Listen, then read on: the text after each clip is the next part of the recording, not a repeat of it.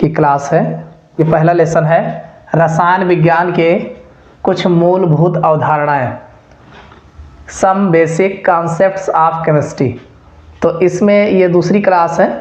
पहली क्लास आप लोगों ने इसका इतिहास जो है केमिस्ट्री का इतिहास अगर आप लोगों ने नहीं देखा है तो नीचे जो डिस्क्रिप्शन में इसका लिंक मिल जाएगा, आप देख सकते हैं।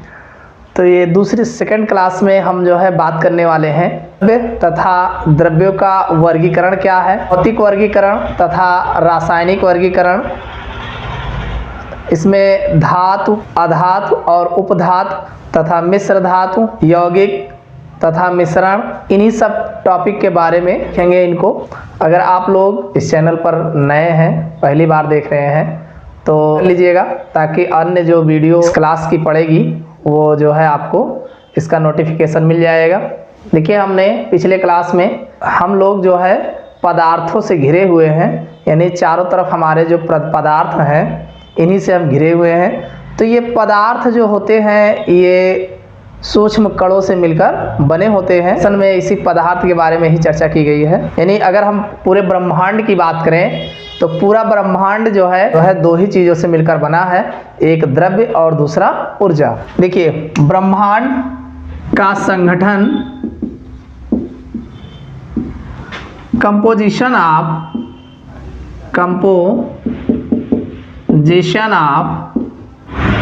यूनिवर्स। ब्रह्मांड का संगठन कंपोजिशन ऑफ यूनिवर्स। ब्रह्मांड का संगठन जो है हमारे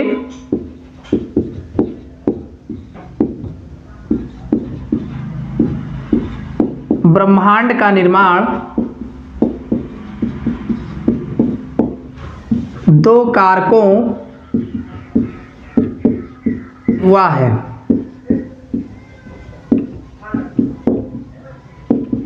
यानी हमारे ब्रह्मांड का निर्माण दो कारकों से हुआ है। आवर यूनिवर्स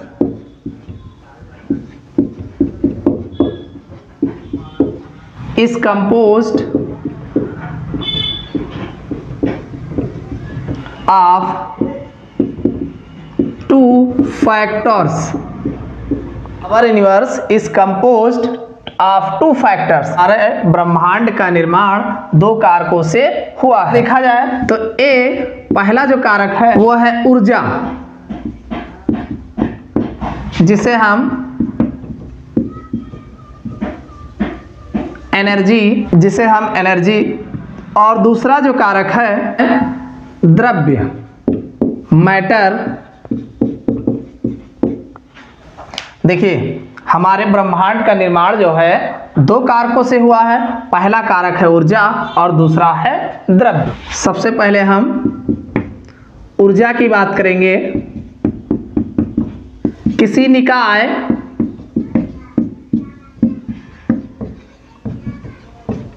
से संबद्ध वह कारक जो उसे कार्य करने की क्षमता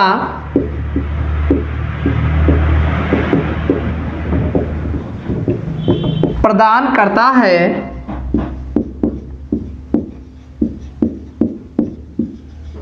ऊर्जा कहलाता है।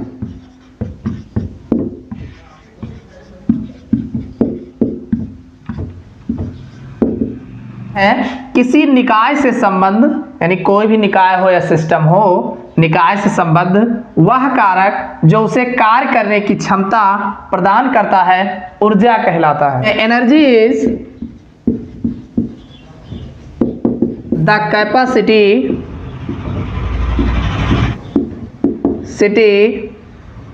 To do work.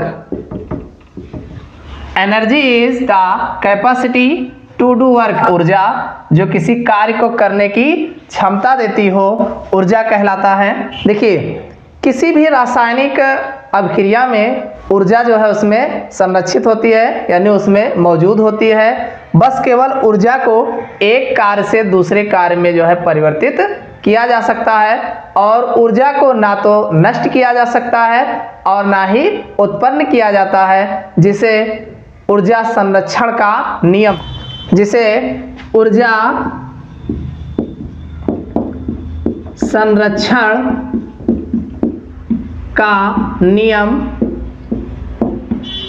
Law of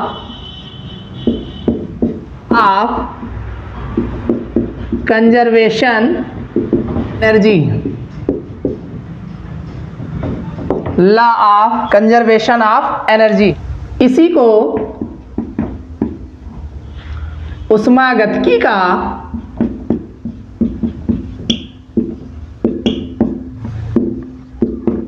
प्रथम नियम कहलाता है।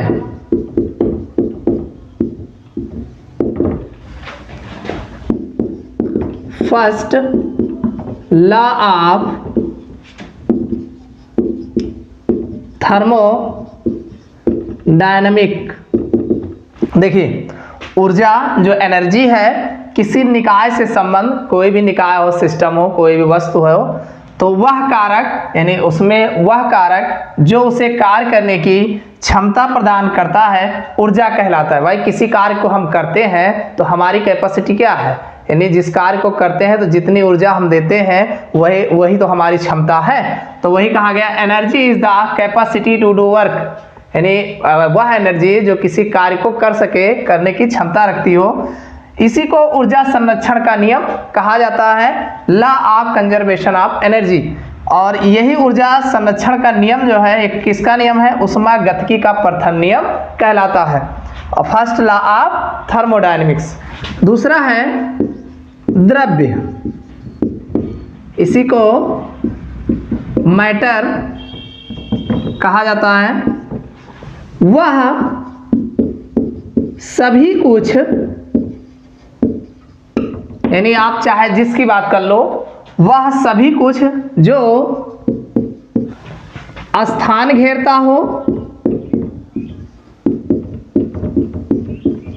हो तथा जिसमें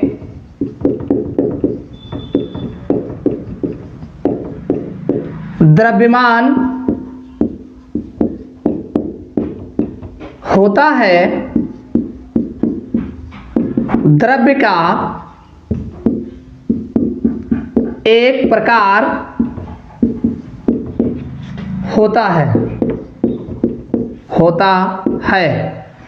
देखिए, कहने का मतलब वह है कि वह सभी कुछ, चाहे जो कुछ, किसी भी की बात कर लीजिए, चाहे जो कुछ हो, जो स्थान घेरता हो, यानी जहां पर वो हो वो कुछ ना कुछ इस स्थान, स्पेस जो है कवर करता हो, तथा जिसमें द्रव्यमान होता है, यानी कुछ ना कुछ उसमें भार हो, वजन हो, द्रव्यमान होता है, द्रव्य का एक प्रकार कहलाता है। यानी अब जिस वस्तु की बात करोगे तो वो कोई वस्तु ही होगा, तो वह वस्तु जो होगा का एक प्रकार कहलाएगा। Matter is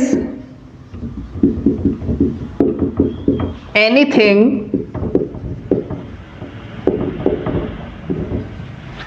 that has mass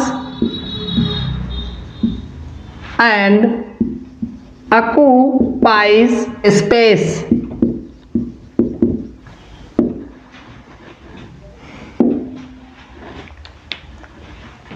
matter is anything, यानी वह कुछ भी हो सकता है, that has mass and occupies space, जिसमें जो है मास हो, एक तो मास के लिए कहा गया, और दूसरा है ऑक्यूपाइंग स्पेस, यानी कुछ न कुछ वह जो है स्थान घेरता हो, तो वो सब जो है मैटर का एक प्रकार होगा, यानी वो भी मैटर के अंतर्गत आएगा। देखिए, ब्रह्मांड में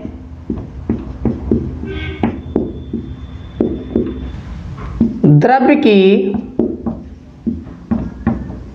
3 भौतिक अवस्थाएं ज्ञात हैं। यानी अगर देखा जाए तो ब्रह्मांड में द्रव्य की 3 भौतिक अवस्थाएं ज्ञात हैं। पहला है ठोस, जिसे सॉलिड दूसरा है द्रव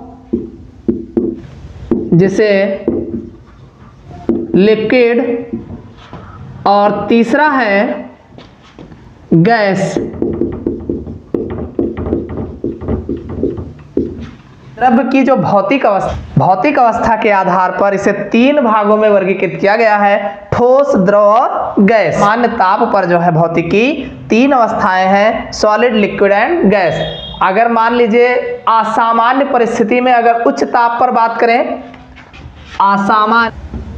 सामान्य, उच्च ताप की अवस्थाओं में निम्न 3 और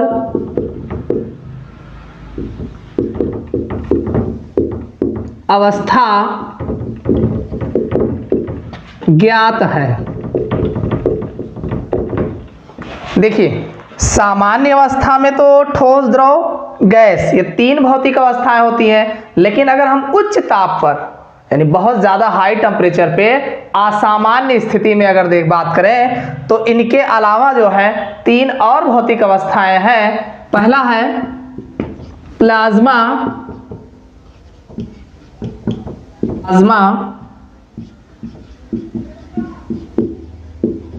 और बी नंबर है बोस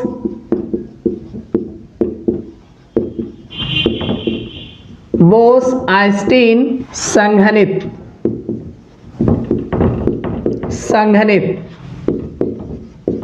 बोस आइंस्टीन कंडेंसेट। अगला है फर्मियानिक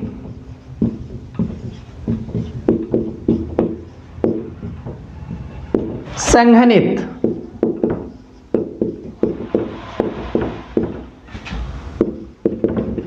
फर्मियानिक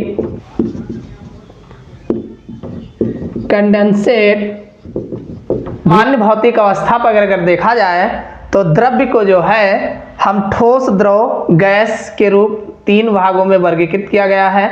लेकिन अब सामान्य अवस्था में यानी जो बहुत उच्च ताप पर अगर देखा जाए तो ये 3 और भौतिक अवस्थाएं अब ज्ञात हैं। एक है प्लाज्मा और दूसरा है बोस आइंस्टीन संघनित, बोस आइंस्टीन कंडेंसेट, और अगला है तीसरा फर्मी आयनिक संघनित, फर्मी आयनिक कंडेंसेस। ये 3 अवस्थाएं जो हैं जो ज्ञात हैं वो असामान्य यानी उच्च ताप पर, बहुत हायर ताप पर ये अवस्थाएं भी पाई जाती हैं। देखिए, द्रव्य का वर्गीकरण करने से पहले कुछ बातें हैं जिसे जान लेना आवश्यक है, ये वैसे भी पूछे जाते हैं। पहली बात है पदार्थ, जिसे हम सब्सटेंस भी कहते हैं, पदार्थ क्या होते हैं? से द्रव्य तो कंफर्म हो गया, जो स्थान घेरता हो और जो जिसमें जो कुछ स्पेस लेता हो उसे द्रव्य कहते हैं। तो द्रव्य में एक आता है पदार्थ। पदार्थ क्या होते हैं? देखिए, जो पदार्थ होता है ये द्रव्य का एक प्रकार होता है, एक प्रकार जिसके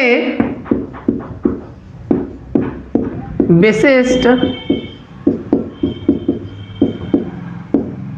गुण होते हैं तथा निश्चित रासायनिक संगठन होता है,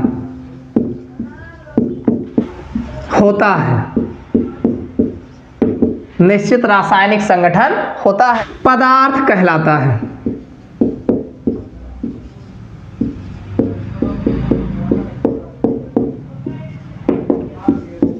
A form of having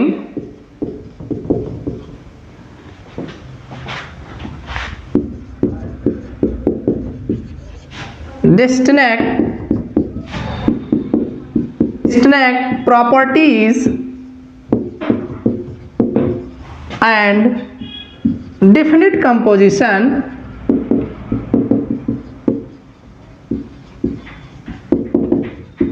is called substance।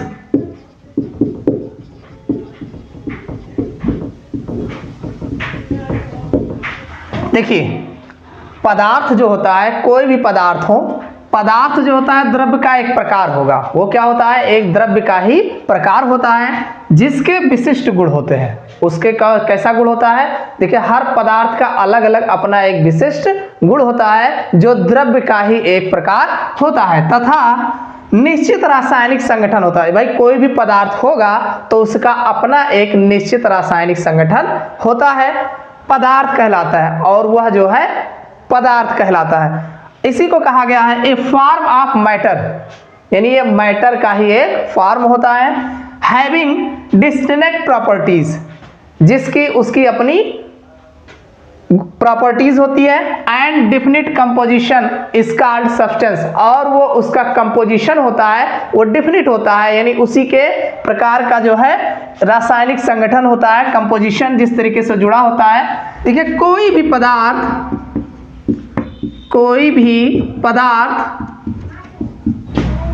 100% शुद्ध नहीं होता है। कोई भी पदार्थ 100% शुद्ध नहीं होता। इसमें अशुद्धियां सदैव उपस्थित होती हैं।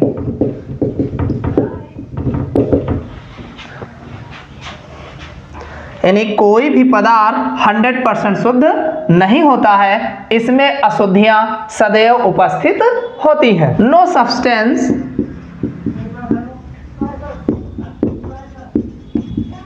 इन nature is never totally pure.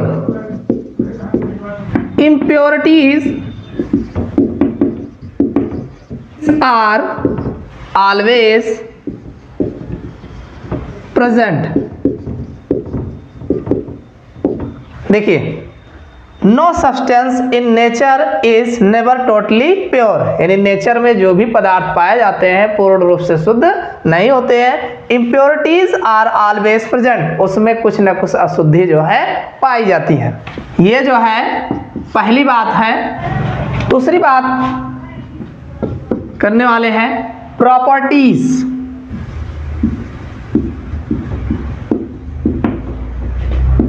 जिसे हम गुण कहते हैं। प्रॉपर्टीज के बारे में बात करेंगे। गुण क्या होते हैं? किसी एक पदार्थ का दूसरे पदार्थ से विभेद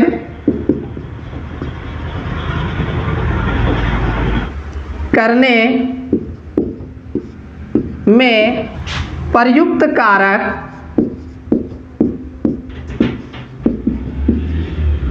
उसके गुण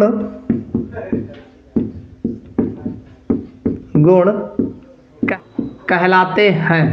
properties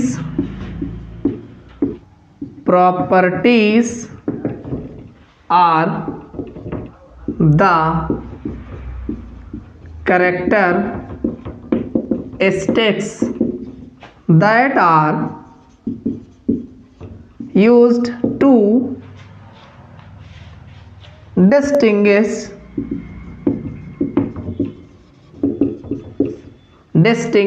substance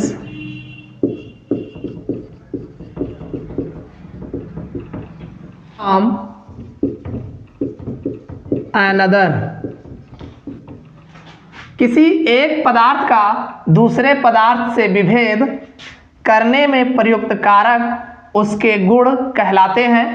the properties are the characteristics that are used to distinguish one substance from another's.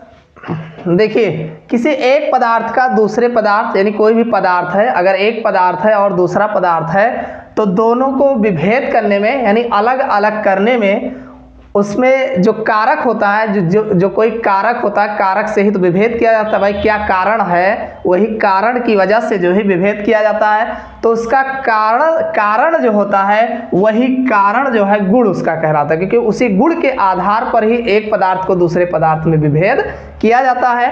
तो वही लिखा है, the properties are the characteristics that are used to distinguish one substance from another, यानी एक सब्सटेंस से दूसरे substance को difference करने में जो प्रॉपर्टीज यूज की जाती है वही प्रॉपर्टीज जो है उसका गुण कहलाता है या उसी को प्रॉपर्टीज कहते हैं। ये जो गुण होते हैं, गुण दो प्रकार के होते हैं,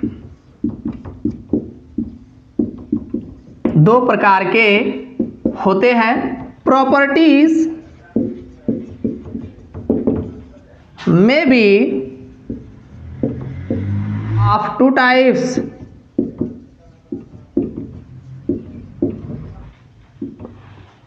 ये जो प्रॉपर्टी होती है ये दो प्रकार के होते हैं। पहला है गहन गुण, इसी को कहा जाता है इंटेंसिव प्रॉपर्टीज, और दूसरा जो है विस्तीर्ण गुण, इसी को एक्सटेंसिव प्रॉपर्टीज कहा जाता है। देखिए, जो गुण होते हैं, गुण के दो कारक होते हैं, एक गहन गुण और दूसरे को विस्तीर्ण गुण। गहन गुण को इंटेंसिव प्रॉपर्टीज, इन अंदर के लिए प्रयोग किया गया है इंटेंसिव प्रॉपर्टीज, और विस्तीर्ण गुण एक्स बाहर एक्सटेंसिव प्रॉपर्टीज कहा जाता है। अब सबसे पहले गहन गुण की बात करेंगे। गहन गुण जिसे हम इंटेंसिव प्रॉपर्टीज कहते हैं, वे गुण जिनका मान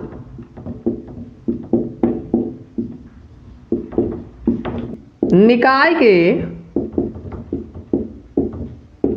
आकार या जो है अथवा द्रव्यमान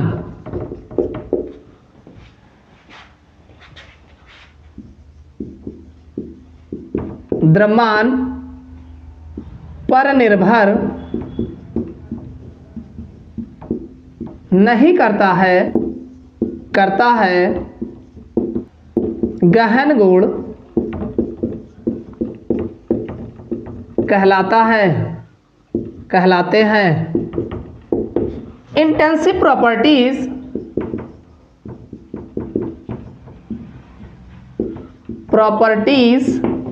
do not depend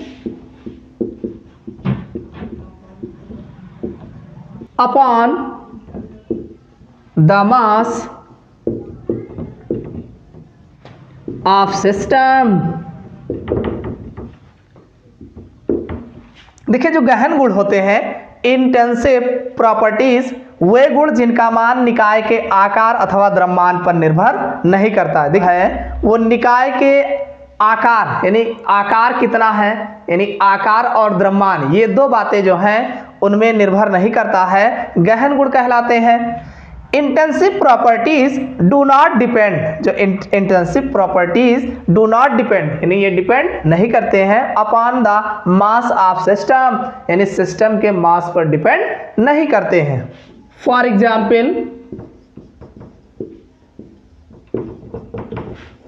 ताप, टेम्परेचर, मानक,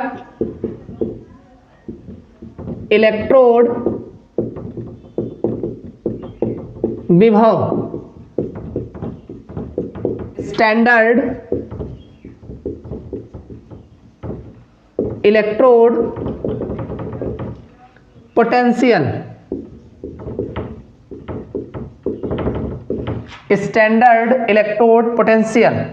अगर हम इसके उदाहरण की बात करें, जैसे ताप है, तो ताप में जो है भाई, ताप को तो ये आप नहीं बता पाओगे कि इसका आकार क्या है और या ताप में कितना द्रव्यमान है, ये तो आप नहीं बता पाओगे। भाई टेम्परेचर है, कितना गर्म हो रहा है, बस केवल आपको एहसास होगा कि गर्म हो रहा है, इसको डिग्री सेल्सियस में देखा जाएगा। तो ये वही से कहा गया, ये जो गहन गुण होता है, जैसे ताप है टेम्परेचर, तो ताप जो है ये आपका गहन गुण के अंतर्गत आता है। ऐसे मानक इलेक्ट्रोड विभव, स्टैंडर्ड इलेक्ट्रोड पोटेंशियल, ये भी जो है गहन गुण के अंतर्गत आता है। अगला जो गुण है विस्तीर्ण गुण।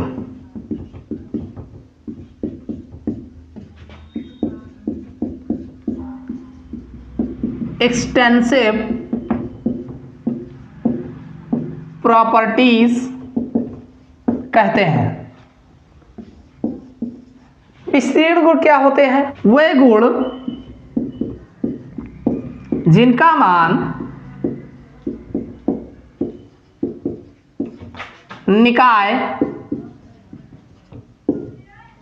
निकाय के आकार अथवा द्रव्यमान पर निर्भर करता है। विस्तीर्ण गुण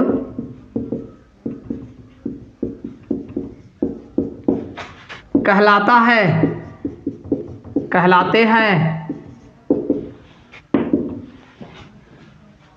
भाई वे गुण जिनका मान निकाय के आकार अथवा द्रव्यमान पर निर्भर करता है, विस्तीर्ण गुण कहलाते हैं। सिर्फ properties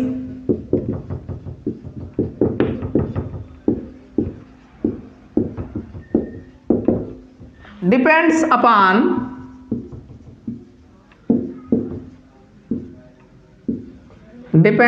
the mass of system. भाई extensive properties depends upon the mass of system. अगर हम इसके उदाहरण की बात करें, द्रव्यमान जिसे मास, आयतन, वॉल्यूम आदि।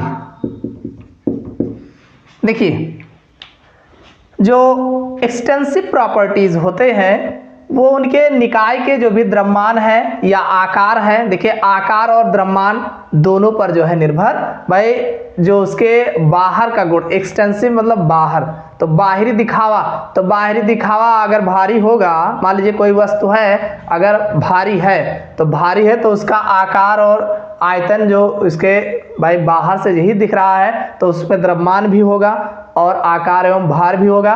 तो वही कहा गया कि आकार और द्रव्यमान पर निर्भर करते हैं, विस्तीर्ण गुण कहलाते हैं। तो extensive properties depend upon the mass of system, यानी सिस्टम के मास पर डिपेंड करता है।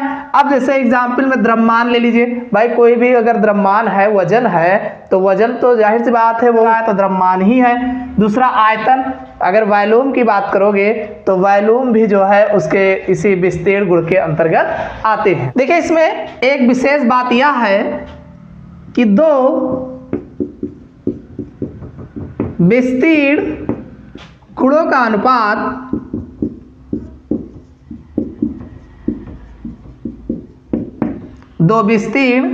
अनुपात सदैव गहन गुण होता है।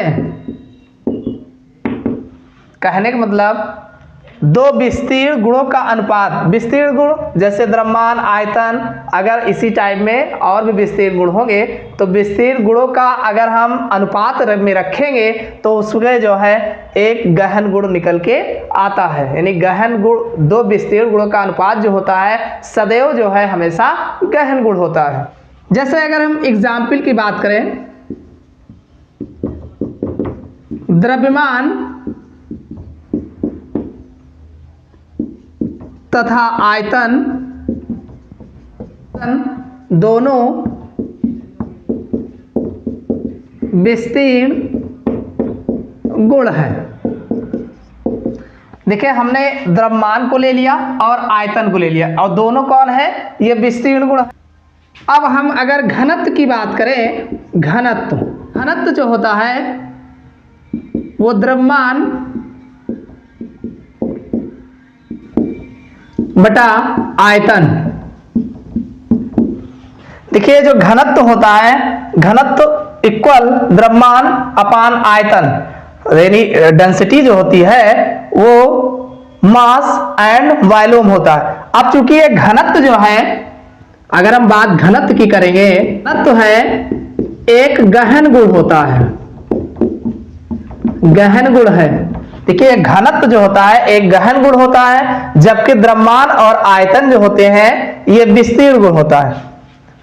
देखिए द्रव्यमान तथा आयतन दोनों विस्तीर्ण गुण है।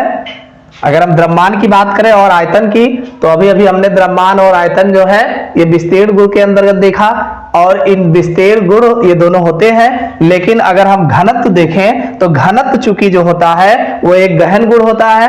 तो अब गहन गुण, अब ये दो विस्तीर्ण, देखिए ये विस्तीर्ण गुण है द्रव्यमान और आयतन विस्तीर्ण, इन दोनों का रेशियो जो अनुपात होता है वो घनत्व, और घनत्व चूंकि क्या है वो गहन गुण है, तो गहन गुण जो होता है वो दो विस्तीर्ण गुणों का अनुपात होता है। तो इसको ध्यान रखिएगा कि दो विस्तीर्ण गुणों का अनुपात जो है एक गहन गुण निकल के आता है।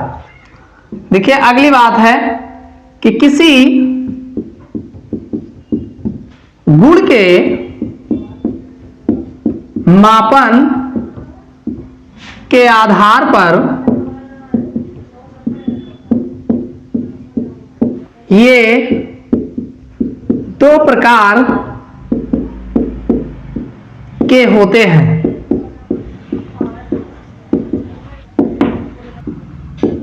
On the basis of change associated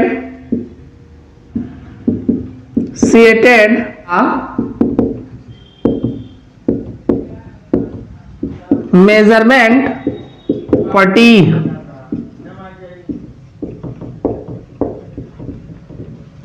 देखिए on the basis of change associated with the measurement of a property, अगर हम किसी गुण के मापन के आधार पर, ये दो प्रकार के होते हैं। पहला है भौतिक गुण,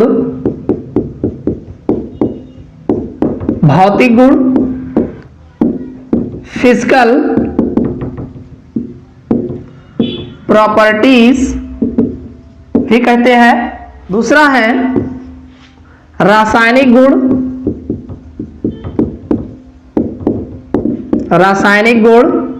जिसे हम केमिकल प्रॉपर्टीज से भी कहा जाता है। देखिए जो भौतिक अवस्था, भौतिक गुण कौन से होते हैं,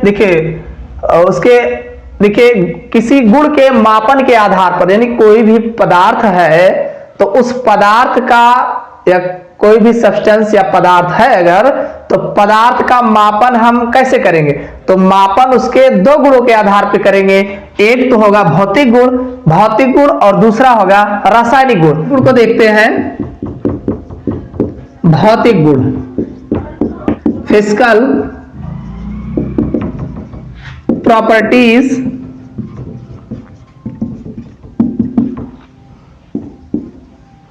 वे गुण जिनके मापन के दौरान द्रव्य के संघटन, कंपोजिशन में कोई परिवर्तन नहीं होता है, भौतिक गुण आते हैं।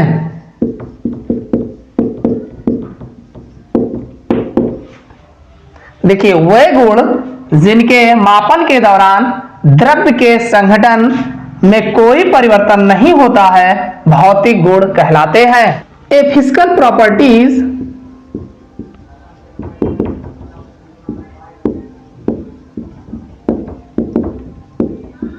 is a characteristic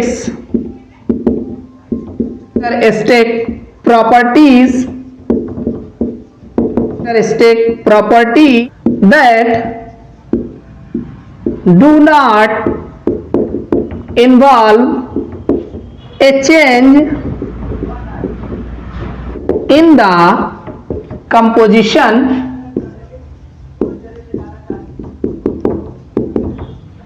of matter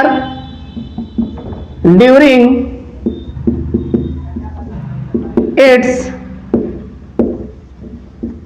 measurements। कहने का मतलब ये है कि ए फिजिकल प्रॉपर्टीज, अगर हम किसी के फिजिकल प्रॉपर्टीज की बात करें, इज ए कैरेक्टरिस्टिक प्रॉपर्टी, यह एक कैरेक्टरिस्टिक प्रॉपर्टी होती है दैट डू नॉट इन्वॉल्व ए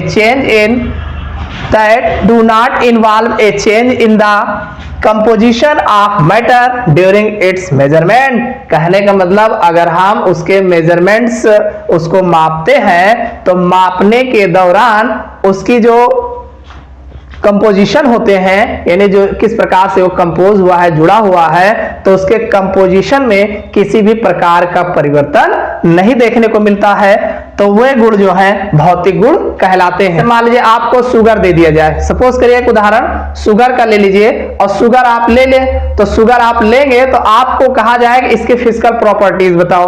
तो फिजिकल प्रॉपर्टीज क्या बताओगे? पहली बात तो वो आपको जो दिख रहा है कैसा दिख रहा है, व्हाइट है, सफेद रंग का है, या कलरलेस, जिसे हम कलरलेस कहेंगे, तो कलरलेस, और वो क्रिस्टलाइन है, और कैसा है, सॉलिड है, क्रिस्टलाइन सॉलिड है। तो ये सब भौतिक गुण है। अब उसमें उसका कोई केमिकल कंपोजिशन तो चेंज नहीं हो रहा है भाई, उसको जब बता रहे हैं, माप रहे हैं, तो उसमें कोई उसका केमिकल कंपोजिशन चेंज नहीं हो रहा है। जैसे एग्जाम्पल के तौर पे द्रव्यमान, जैसे मास, आयतन, वॉल्यूम, गलनांक,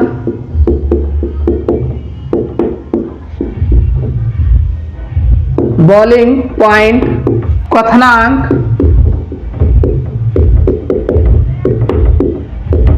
मेल्टिंग पॉइंट, लंबाई,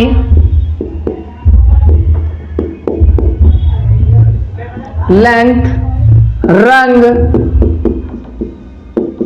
कलर, कठोरता,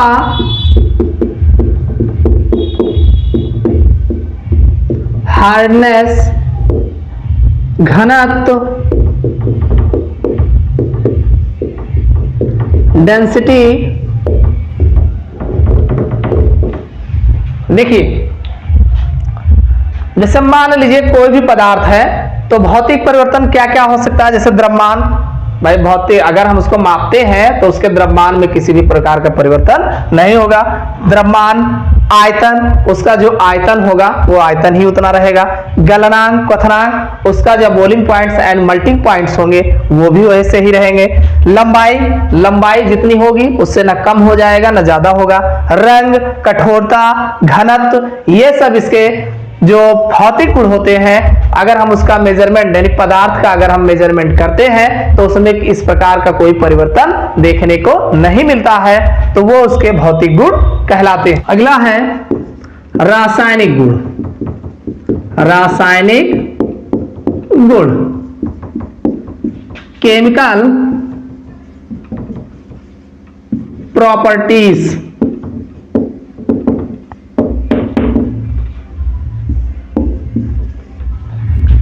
इसके मापन के दौरान द्रव्य का रासायनिक संगठन परिवर्तित हो जाता है।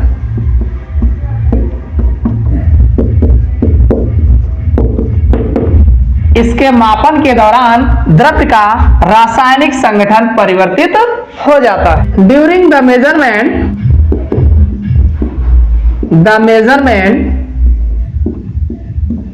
measurement of chemical property,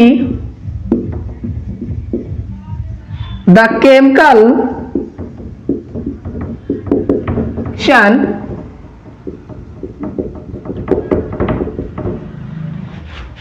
of matter change। देखिए, ड्यूरिंग द मेजरमेंट, जब हम मापन करते हैं, मेजरमेंट्स ऑफ केमिकल प्रॉपर्टीज, यानी उसकी केमिकल प्रॉपर्टीज जो होती है, the chemical composition of matter change, यानी उस समय इसकी केमिकल प्रॉपर्टीज जो है, मैटर की जो है वो कंपोजिशन जो होता है वो बदल जाता है। कहने का मतलब कि इसके मापन के दौरान जब हम मापन करते हैं किसी पदार्थ का जो रासायनिक गुण होता है, उसके द्रव्य का रासायनिक संगठन परिवर्तित हो जाता है। मान लीजिए NaOH है, अब NaOH के रासायनिक गुण हमें अगर बताना हो तो हम क्या करेंगे? अब उसके रासायनिक गुण कैसे बताएं? किसी दूसरे के साथ, जैसे NaOH का हम जब HCl के साथ डालेंगे तो NaCl बनेगा। तो कहने का मतलब जब NaOH HCl के साथ अब क्रिया करेगा तो NaOH में, तो हम बताएंगे कि हाँ, जब हम NaOH की क्रिया HCl से कराते हैं तो हमें NaCl प्राप्त होता है। तो अब चूंकि NaOH का प्रॉपर्टी चेंज हुई कि नहीं, अब नए प्रॉपर्टीज में चेंज हो गया, अब जो है NaCl में बदल गया।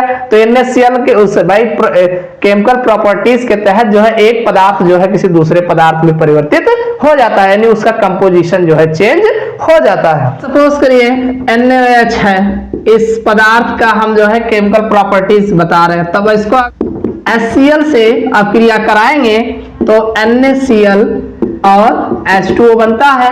तो हम बताएंगे कि हाँ, NaOH हमारा पदार्थ है, इसके रासायनिक गुण में एक रासायनिक गुण ये होगा कि जब हम HCl से क्रिया कराएंगे तो NaCl और H2O बनता है। तो अब चूंकि ये नया पदार्थ, इसका जो NaOH का कंपोजिशन है वो NaCl में चेंज हो गया, तो नए में परिवर्तित हो गया, तो ये इसका जो है रासायनिक गुण कहलाता है, या इसी को केमिकल प्रॉपर्टीज कहते हैं। देखिए, तीसरी बात है वो है परिवर्तन, चेंज कहते हैं, चेंज, परिवर्तन क्या होता है? देखिए, द्रव्य की एक अवस्था या इसी को प्रकार कह लीजिए, एक प्रकार का दूसरी अवस्था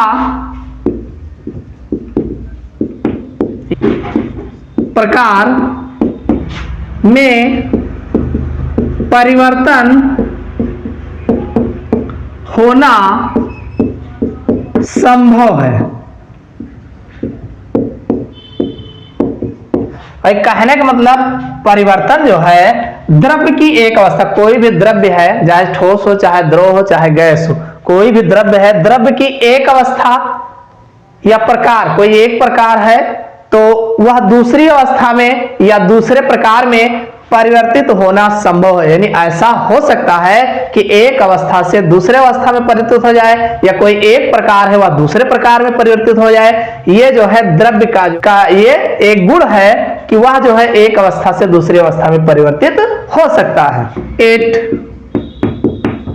involve the process in which of one type and matter and into other type and form.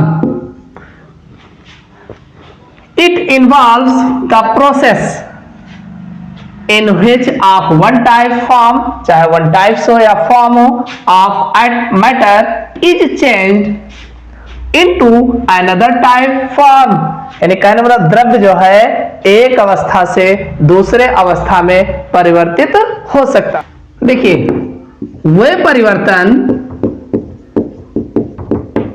जिनमें पदार्थ के रासायनिक संगठन में कोई परिवर्तन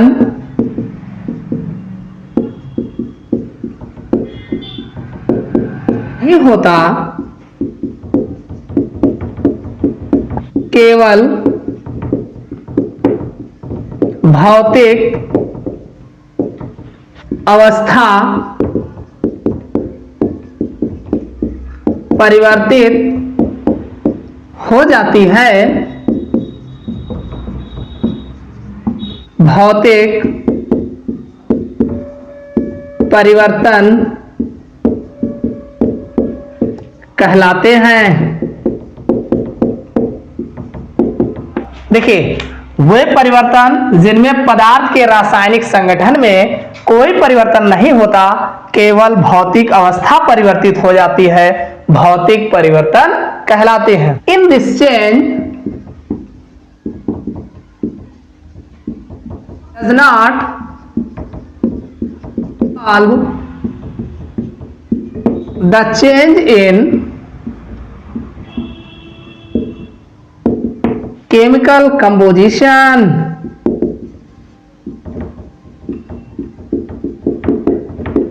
is called a physical change।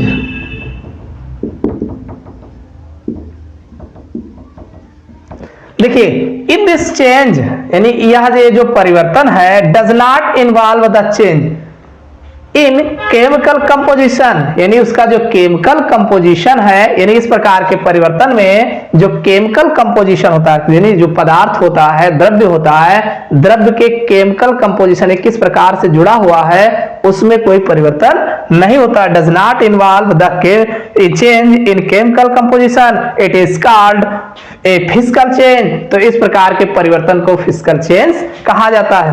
For example अगर देखा जाए, जैसे गलन, मेल्टिंग,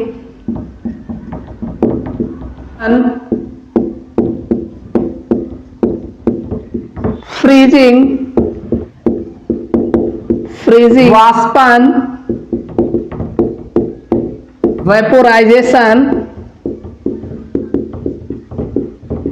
वेपोराइजेशन, संघनन, इसी को कंडेंसेशन,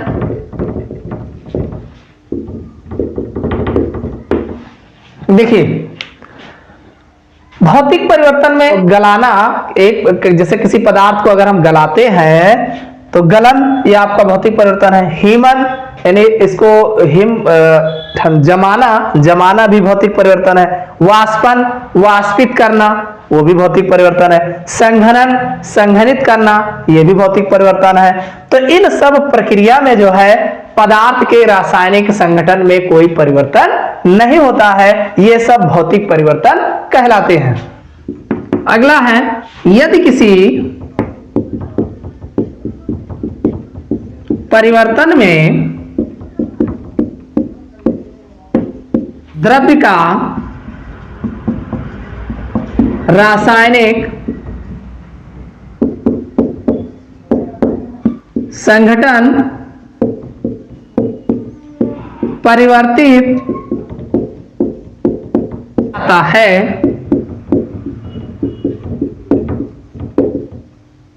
तो यह रासायनिक परिवर्तन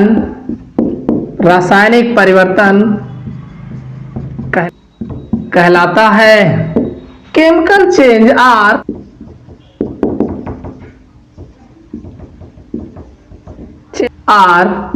associated with permanent change in chemical composition।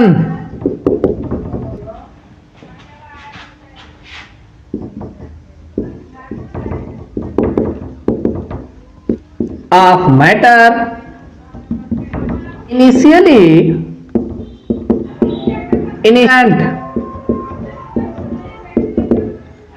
देखिए, जो chemical change are associated with permanent change, chemical composition of matter initially present. इसका एग्जाम्पल की बात करें अगर हम,